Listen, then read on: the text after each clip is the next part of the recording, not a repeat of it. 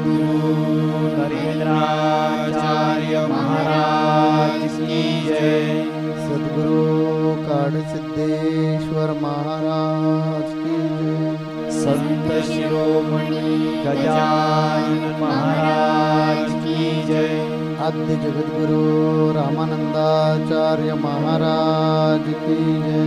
सियावल्लभ रामचंद्र की जय। गुरुर् ब्रह्मा गुरुर्विष्णु गुरुर्देवो महेश्वर गुरुर्साक्षात् परब्रह्म तस्मै श्री गुरवे नमः। सार्थ श्रीमद दासबोध दशक 5वा समास 9वा साधक निरूपण। श्रीराम मागा मुमुक्षाचे लक्षण संकेते केले कथन। आता परिसा सावधान साधक तो ऐसा अवगुणाचा करुणी त्याग जेणे धरिला संत संग तयासी बोलिजे मग साधक ऐसा। जो संतांशी शरण गेला संत जनी आश्वासिला मग तो साधक बोलिला ग्रंथांतरी। उपदेशले आत्मज्ञान तुटले संसार बंधन दृढते कारणे करी साधन या नाव साधन। धरी श्रवणाची आवडी ऐद्वत निरूपणाची गोडी मनने अर्धांतर काढी या नाव साधन। पुंडलिक वरदे हरी विठ्ठल। श्री ज्ञानदेव तुकाराम पंढरीनाथ महाराज की जय। जगद्गुरु नरेंद्राचार्य महाराज की जय। अनंत श्री विभूषित जगद्गुरु रामानंदाचार्य श्री स्वामी नरेंद्राचार्यजी महाराज यांच्या चरणकमलांना वंदन करून येथे उपस्थित आज संत संघाला जे उपस्थित गुरुबंधू आणि गुरुभगिनी आहेत त्यांना माझा श्री गुरुदेव। आज 5वा दशक समास 6वा ह्या समासामध्ये समर्थ रामदास स्वामींनी साधक या विषयावर निरूपण केले आहे। आणि माणसाचे 2 प्रकार आहेत, एक म्हणजे अज्ञानी आणि ज्ञानी। तर ज्ञानी प्रकारामध्ये सिद्ध माणूस हा प्रकार मोडतो आणि अज्ञानीमध्ये बद्ध मुमुक्षु आणि साधक। तर समर्थांच्या मते साधक म्हणजे कोण, तर जो सतत ध्यास धरतो। कसला ध्यास, तर हरिनामाचा आणि आपल्या अवगुणांचा त्याग करून जो संतांना शरण जातो त्याला समर्थ साधक म्हणतात। तर आपल्या जगद्गुरु माऊलींनी आत्मानंदाच्या शोधात या पुस्तकामध्ये साधकाविषयी वर्णन केलं आहे। माऊली काय म्हणतात, तर परमार्थ प्राप्तीच्या ध्येयाने जो सतत प्रेरित होऊन जो ज्याचा ध्यास घेतो आणि प्रयत्न करतो आणि सापडलं तरी तिथेच समाधानी न राहता सातत्याने अधिकाधिक प्रगती करण्याचा जो प्रयत्न करतो त्याला माऊली साधक असं म्हणतात। तर जो साधनांमध्ये झपाटलेला आहे तो साधक। तर असा हा साधक याला तहान लागली आहे। कसली तहान लागली आहे त्याला, तर संतांच्या सहवासाची सद्गुरूंच्या भेटीची ओढ त्याला लागली आहे। ज्याप्रमाणे आपल्या सगळ्यांना माहिती आहे की समुद्रामध्ये एक प्रकारचा एक शिंपला असतो आणि तो शिंपला समुद्राच्या लाटांवर आ वासून तोंड त्याने उघडलेलं असतं। तो वाट पाहत असतो स्वाती नक्षत्राच्या पावसाच्या एका थेंबाची आणि तो थेंब त्याच्या मुखामध्ये पडता क्षणी तो काय करतो, त्या सागरामध्ये तो मिटतो आणि सागराच्या तळाशी जाऊन काय करतो, तर मोती बनवण्याचं त्याचं जे काम आहे ते अविरत तो चालू ठेवतो।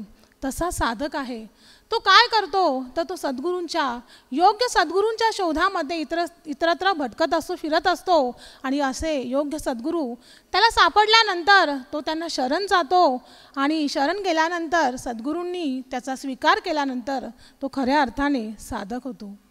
मग असा म्हणूनच संत तुकाराम महाराज काय म्हणतात, संत संग देई सदा। आणि आपल्या माऊली काय म्हणतात, अहो नरेंद्र म्हणे नरा संत संग ध्यानी धरा। आपण संतांचा सहवास केला पाहिजे. कारण मुमुक्षूच्या पुढे जी पायरी आहे ती कोणती, तर साधक. आणि ह्या साधकासाठी सद्गुरू मार्गदर्शनाशिवाय पर्यायच नाही आहे. का नाही आहे, तर आपल्या वेदामध्ये शास्त्रांमध्ये श्रुतींनी सांगितलं आहे की गुरुर ब्रह्मा गुरुर विष्णू गुरुर देव महेश्वरा गुरुर साक्षात परब्रह्म तस्मै श्री गुरवे नमः.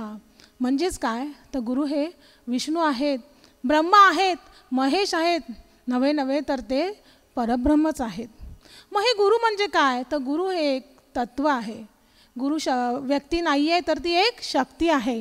गुरु एक परमेश्वराचं ईश्वराचं सगुण असं रूप आहे. म्हणूनच तर आपण अध्यात्मामध्ये आपल्या सद्गुरू देवांना काय म्हणतो, माऊली म्हणतो की नाही. आणि आपल्या ह्या वाट चुकलेल्या साधकांना गुरुदेव काय करतात, तर जीवनाच्या कठीण अशा वळणावर मदतीचा हात धरतात, मार्ग दाखवतात, पथ दाखवतात. आपण जेव्हा चुकतो, जेव्हा आपल्याला मदतीची गरज असते संकटामध्ये, तेव्हा आपले गुरुदेव आपल्याला मदतीचा हात देतात. आणि म्हणूनच आपल्या गुरुदेवांना अध्यात्मशास्त्रामध्ये दीपस्तंभसुद्धा म्हटलं आहे. आणि मग असा हा साधक काय करतो, गुरूंना शरण जातो. आणि शरण गेल्यानंतर त्यांनी दिलेल्या साधनांचं तो काय करतो, सतत साधन तो करत राहतो. सतत साधनेच्या सानिध्यात तो संगत धरतो साधनेची. आणि म्हणूनच आपल्या सगळ्या साधकांसाठी आपल्या गुरुमाऊलींनी काय केलं आहे, तर भवसागरातील दीपस्तंभ आणि आत्मानंदाच्या शोधात आणि मुक्तीचे राजमार्ग हे अतिशय सुंदर आणि वाचनीय असे ग्रंथ माऊलीने लिहून ठेवले आहेत आपल्या सगळ्या साधकांसाठी. का, तर आपल्याला योग्य अशी दिशा, योग्य असा मार्ग सापडण्यासाठी माऊलींनी हा अमूल्य असा ठेवा आपल्यासाठी निर्माण करून ठेवला आहे. तर मग ही पुस्तकं, ही ग्रंथसंपदा आपल्या पदरी असायला हवी ना, नक्कीच हवी. कारण ह्या ग्रंथसंपदेमध्ये इतकं सार दिलं आहे. आणि आज आपण पाहतो की माऊलींकडे वेळेचा फार अभाव आहे. आज व्यस्त दिनचर्या आहे, आपल्याकडे माऊलींचं कालदर्शन आहे. व्यस्त अशी दिनचर्या असून देखील वेळात वेळ काढून माऊली ही ग्रंथसंपदा आपल्यासाठी लिहितात. आणि ह्या मुक्तीच्या राजमार्ग ह्या पुस्तकात माऊलींनी साधकासाठी काय सांगितलं आहे, पाणी आणि मासा जसा एकमेकांशिवाय राहू शकत नाही, तद्वत साधक आणि त्याची साधना ही एक रूप झाली पाहिजे. मग ती कशी एकरूप झाली पाहिजे, ह्यासाठी आपण एक येथे दृष्टांत पाहूया. एकदा प्रभू रामचंद्र आणि लक्ष्मण पंपा सरोवरावर फिरत असतात. आणि फिरता फिरता लक्ष्मणांना तिथे एक कावळा दिसतो. आणि तो कावळा पंपा सरोवरावर घिरट्या मारत असतो. घिरट्या मारता मारता चोच सरोवराच्या पाण्यामध्ये नेऊन बुडवतो. परंतु ते पाणी पित नसतो. लक्ष्मणाला कळतं की त्याला तहान लागली आहे, पण तो पाणी पित नाही आहे. तो प्रभू रामचंद्रांना विचारतो की दादा, हे असं का होतं आहे, त्या कावळ्याकडे जरा पाहा तरी. आणि मग प्रभू रामचंद्र पाहतात त्या कावळ्याकडे आणि लक्ष्मणाला सांगतात की अरे लक्ष्मणा, तो माझा परम असा प्रिय भक्त आहे. आणि त्याच्या मुखामध्ये आणि हृदयामध्ये माझं रामनाम अखंड चालू आहे. मी तुला सांगतो तो कसं त्याचं रामनाम अखंड त्याच्या मुखामध्ये चालू आहे. आणि त्याचं वर्णन प्रभू रामचंद्र लक्ष्मणाला करतात. राम नाम जपते चलो, राम नाम जपते चलो, राम राम राम श्री राम राम राम. तर प्रभू रामचंद्र सांगतात की असं अखंड त्याच्या मुखामध्ये माझं नामस्मरण चालू आहे. अरे वेड्या, त्याला इतकी तहान लागली आहे की ती चोच जर त्याने उघडली पाणी पिण्यासाठी, तर त्याच्या चोचीतून मुखातून माझं नाम थांबणार आहे. आणि तहानीने एवढा व्याकुळ झाला आहे की जर ती तहान भागवता त्याच्या हृदयातून सुद्धा माझं नामस्मरण बंद राहणार आहे. आणि म्हणून तो पाणी पित नाही आहे. तात्पर्य एवढंच की आपल्याला सुद्धा माऊलींनी काय दिली आहे, 10 मिनिटाची साधना दिली आहे. फक्त 10 मिनटं ही एकाग्रतेसाठी दिली आहेत. आणि 23 मिनटं, 23 तास आणि 50 मिनटं काम तर करायचं आहे, प्रपंच तर करायचं आहे, परंतु गुरुदेवांचं अखंड नामस्मरण मनात चालू ठेवायचं आहे. म्हणजेच काय, तर मुखी नाम आणि हाती काम अशा उक्तीप्रमाणे आपण काय करायचं, ही साधना करायची. का करायची अशी साधना आपण साधकांनी, तर माऊलींनी आपल्याला दैनंदिन साधना दिली आहे, साप्ताहिक साधना दिली आहे, त्रैमासिक आहे, मासिक आहे. तर अशी साधना का दिली आहे? तर आपली उत्तरोत्तर प्रगती झाली पाहिजे, आपली देहबुद्धी लोप पावली पाहिजे आणि आत्मबुद्धी आपल्यामध्ये विकसित झाली पाहिजे. आपल्या सर्व साधकांकडे आत्मबुद्धीचा विकास झाला पाहिजे, विवेक आपल्यामध्ये आला पाहिजे आणि आपल्यातील अवगुण आपण ह्या साधनेमार्फत माऊलींच्या गुरुमाऊलींच्या उपदेशाप्रमाणे आपण ते सोडले पाहिजेत. कारण अवगुण आपण त्यागले पाहिजेत, तरच आपला उपयोग आहे की गुरुमाऊलींकडे आल्यानंतर.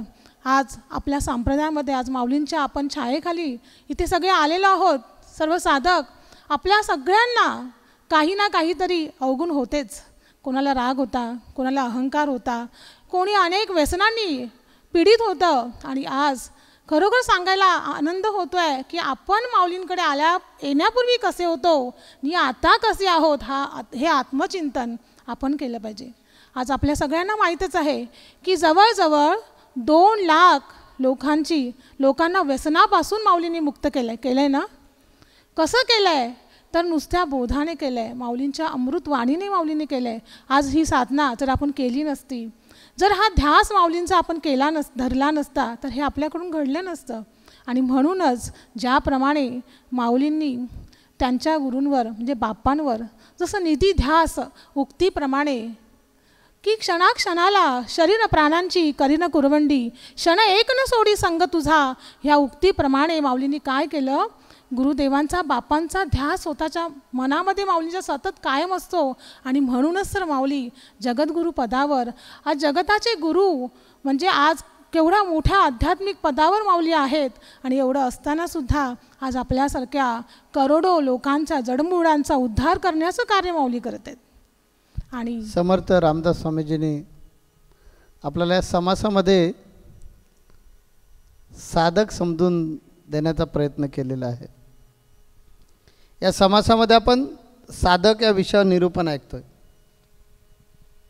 साधक म्हणजे ज्याने सतत भगवंताच्या नामस्मरणाचा किंवा भगवंताचा ध्यास घेतला, त्याचं नाव आहे साधक.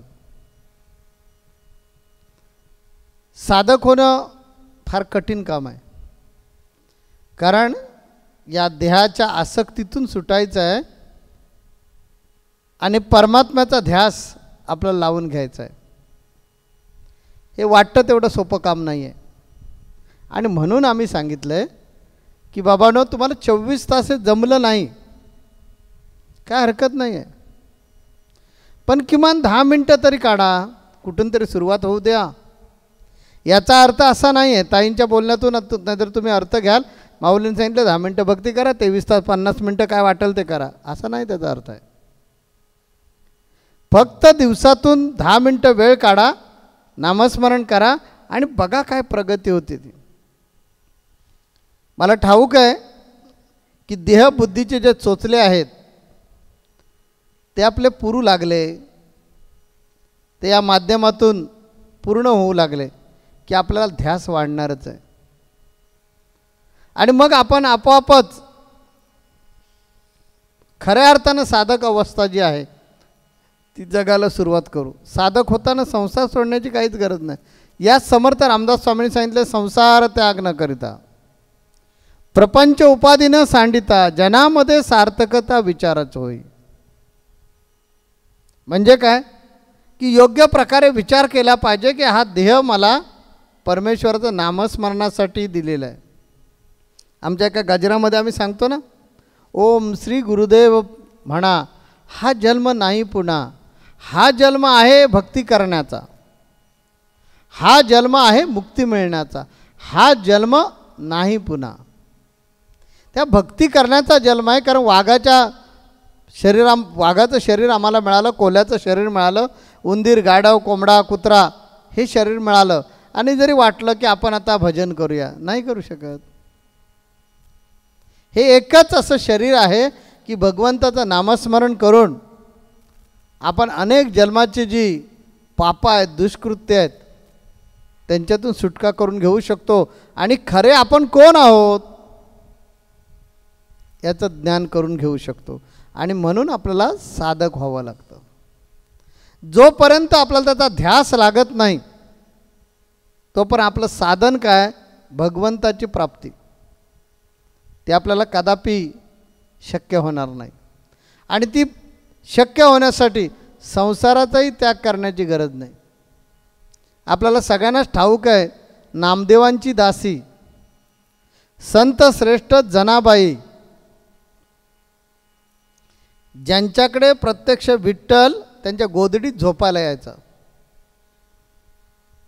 तिकडे सगळे पुरोहित देवाला गुलाबाच्या पाकळ्यांचा मंचक बनवायचे. भरजरी वस्त्र देवाला झोपण्यासाठी अंतरली जायची. देव एवढ्या सगळ्या गोष्टीचा त्याग करायचे आणि जनाबाईच्या गोदडीमध्ये, त्या फाटक्या गोदडीमध्ये झोपायला यायचे. का? तर भाव. देवाला आपला भाव आवडतो हे नेहमी लक्षात घ्या. या संत जनाबाईच्या आयुष्यातला मी एक प्रसंग सांगणार आहे. जनाबाईंचं नाव लौकिक होता. नामदेवांची दासी, जिने विठ्ठलाला आपल्या भक्तीवर भुलवला होता, जिच्यासाठी दळण करण्यासाठी विठ्ठल यायचा, एवढं सामर्थ्य असणारी जनाबाईचं नाव लौकिक हा म्हणता सगळीकडे पसरला होता. आद्य जगद्गुरू रामानंदाचार्यांचे शिष्य संत कबीर महाराष्ट्राच्या दौऱ्यावर आले होते. महाराष्ट्रभर फिरत होते. फिरता फिरता जनाबाईंच्या गावाला गेले होते. वाटेन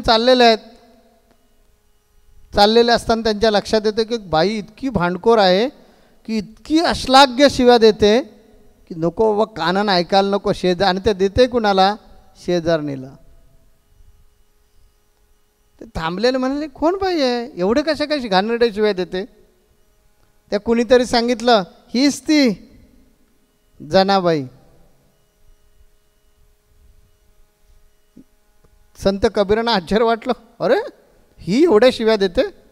म्हणून संत कबीर तिथे गेले आणि म्हणाले, ओ ताई क्षमा करा, मी मध्ये बोलतोय तुमच्यामध्ये, तुम्ही भांडताय का? ती म्हणाली, महाराज भांडताय का म्हणून विचारता, या सटवीनं माझ्या माचावरच्या गोवऱ्या चुरलेत.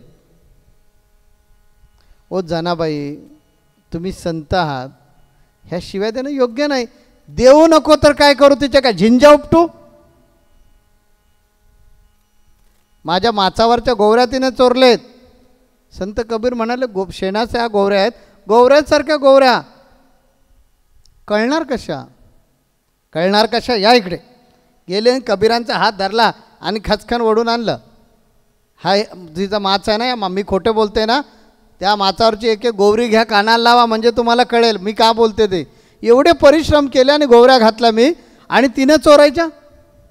संत कबीराने गोवरी घेतली, कानाला लावली. काय नाही. काय म्हणाले, कानाला लावून काय झालं? काय नाही बाबा, काही नाही ना, द्या टाकून तिकडे.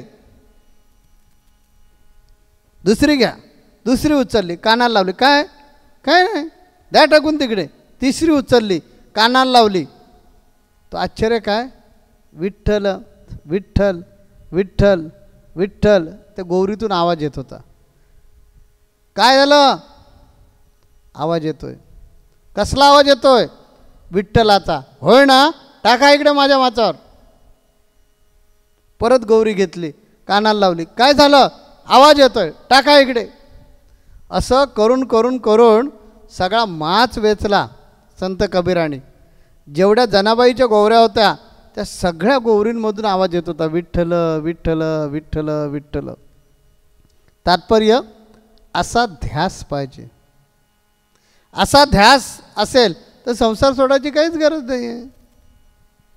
जनाबाईंना विठ्ठलाचा ध्यास लागला होता, म्हणून भगवान विठ्ठल त्या सर्व वैभवाचा त्याग करायचे आणि तिच्यावर दळणकांडण करण्यासाठी यायचे. असा ज्यावेळी आपल्याला ध्यास लागतो, शबरी एक भिल्लीन, जंगलात राहणारी भिल्लीन, पण तिने सुद्धा रामाला वश केला. भगवान प्रभू रामचंद्र सीतामाईंना शोधण्यासाठी चाललेले असताना तिच्या गुरुनी सांगितलं होतं की तुला ज्याचा ध्यास लागला ना तो नक्की तुला येऊन भेटेल. देव भेटायला येतो भक्ताला, लक्षात घ्या. पुंडलिकाला कोण भेटायला गेले? विठ्ठल गेले ना भेटायला, तसा आपला जर ध्यास लागला तर देवच आपल्याला भेटायला येतो. परंतु काकुळतीला येऊन अंतःकरणापासून नामस्मरण त्याचं केलं पाहिजे. त्यासाठी आपला कामधंदा सोडण्याची काहीच गरज नाही. आपला हा जो जीव भाव आहे तो त्याच्यावर फक्त व्हा, त्याला समर्पित व्हा. शरीर जे आहे ते काम करू दे ना. मी माझ्या का अभंगात सांगितलं आहे, देहाचे व्यवहार चालती अलिप्त, सर्व काळ आहे गण्या साक्षीभूत. माझा देह व्यवहार करतो, परंतु माझं अंतःकरण, माझं मन फक्त आणि फक्त गजानन महाराजांवर असतं. आणि त्यामुळे मी आणि शरीर दोन्ही भिन्न भिन्न आहोत. असं होता येतं हे नुसतं ग्रंथात नाही, तर मी आज हे प्रॅक्टिकल जीवन जगतोय. असं अनेक साधू संतांनी, अनेक महात्म्यांनी जीवन जगलं आहे. आणि म्हणून मगाशी आपल्याला प्रवचनामध्ये ऐकायला मिळालं की काही संत संसारिक होते. संसारात राहूनसुद्धा आपण त्या अपरोक्ष ज्ञानापर्यंत जाऊ शकतो, आपण सिद्ध होऊ शकतो. परंतु त्यासाठी काय हवे असते? एक इच्छाशक्ती, एक ध्यास, एक ओढ असावी लागते. शबरीला काय ओढ लागली होती, आणि म्हणून रस्ता बदलून भगवान प्रभू रामचंद्रांना त्या शबरीच्या पर्णकुटीला जावं लागलं. ती काय म्हणते आपल्या अभंगातून, एकदाच, फक्त एकदाच या. मला ठाऊक आहे मी राजकन्या राजकुमारी सीता नाही आहे, मला ठाऊक आहे मी ऋषीपत्नी नाही आहे. मी कोण आहे? रानटी, एक रानटी वेडी शबरी आहे, हे मला जरूर ठाऊक आहे. परंतु प्रभो फक्त एकदाच, फक्त एकदाच या, अशी काकुळतीला येऊन ती विनवणी करते. आणि तिच्या त्या विनवणीला देवाला भुलावंच लागतं, कारण देव भावाचा भुकेलेला आहे. तुम्ही केलेली जी विनवणी आहे त्याचा कोणता भाव आहे तो देवाला कळतो. आणि म्हणून आपला जो भाव आहे हा भाव शुद्ध ठेवा आणि समर्पित व्हा. याचंच नाव आहे साधक. साधक होण्यासाठी बाकी काही कुठल्याही आयुधांची गरज नाही, अवडंबर करण्याची गरज नाही. दाढ्या वाढवल्या पाहिजे का, भगवी वस्त्री परिधान केली पाहिजे का, गळ्यामध्ये माळा घातल्या पाहिजे का, स्वाध्वी झालं पाहिजे का, सत्पुरुष झालं पाहिजे, गरज नाही, गरज नाही, अजिबात कसल्याची गरज नाही. गरीब श्रीमंत काही काही नाही. जशी श्रद्धा तसे त्याला फळ त्याचे मिळत असे. जशी आपण त्याच्यावर श्रद्धा ठेवणार तसं तो फळ देणार आहे. म्हणून साधक होण्यासाठी फक्त शुद्ध भावाची आवश्यकता आहे. आणि शुद्ध भाव जर त्याच्यावर आपण ठेवला तर नक्की समजायचं मुमुक्षूतून आपलं परिवर्तन झालेलं आहे आणि आपण 100% साधक झालेलो आहोत. आपल्याला इतका ध्यास लागला पाहिजे, इतका ध्यास लागला पाहिजे. ते खेळणी दिलेली मुलं जी असतात, म्हणजे मुलांच्या पुढ्यामध्ये खेळणी ठेवली, काही वेळ ते खेळतं मूल, पण काही वेळानंतर त्याला आईच हवी असते. तसंच आहे, काही क्षण आपण संसारामध्ये अडकू, परंतु त्यानंतर त्याचीच आठवण आली पाहिजे. कुणाची? संसाराची, भगवंताची. ज्यावेळी आम्हाला भगवंताचीच आठवण येईल काही वेळानंतर सुद्धा, तर नक्की समजायचं आमच्यामध्ये जो साधक आहे तो जागृत झालेला आहे आणि आमची जीवनातली वाटचाल योग्य दिशेने चालू आहे. आम्ही योग्य दिशेकडे चाललेलो आहोत. टप्प्याटप्प्याने असेच पुढे पुढे पुढे पुढे आम्ही जर आमची प्रगती करत गेलो तर एक दिवशी आम्ही सिद्ध होणार.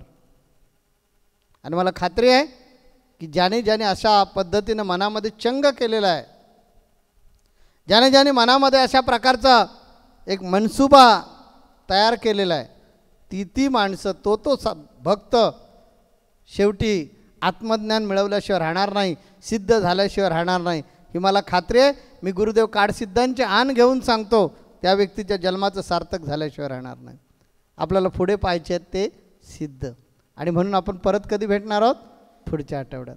तोपर्यंत आम्ही आपली रजा घेतोय. रजा घेतो म्हणजे शरीरानं रजा घेतोय, मनानं अंतःकरणानं निर्गुण स्वरूपामध्ये मी तुमच्यामध्येच आहे, तुमचाच आहे आणि तुमच्या सोबतच राहणार आहे. आमचा नाथांचा आशीर्वाद तुमच्या पाठीशी आहे. जगद्गुरु नरेंद्राचार्य महाराज की जय।